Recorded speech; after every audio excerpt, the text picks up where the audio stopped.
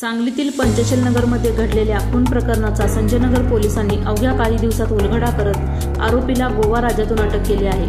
पोलिसांकडून मिळालेल्या माहितीनुसार 27 फेब्रुवारी रोजी सायंकाळी 4 वाजण्याच्या सुमारास मारुती मंदिराच्या पाठीमागे पंचशील नगर सांगली येथे राजस्थानी कामगार गोपाल सिंह बेगाराम बदाला वय वर्ष 35 याचा खून करण्यात आला होता।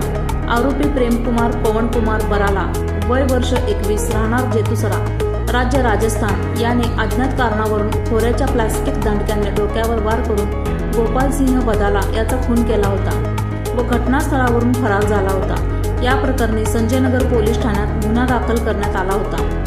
घटनेचे गांभीर्य लक्षात घेऊन पोलीस निरीक्षक सतीश कदम व पोलीस उपनिरीक्षक ज्योतिबा भोसले यांच्या मार्गदर्शनाखाली संजयनगर पोलीस ठाण्याच्या गुन्हे प्रकटीकरण शाखेने तपास सुरू केला। दरम्यान गोपनीय बातमीदाराच्या मदतीने आरोपी गोवा राज्यातील पिरणा गावात लपून बसल्याची माहिती पोलिसांना मिळाली।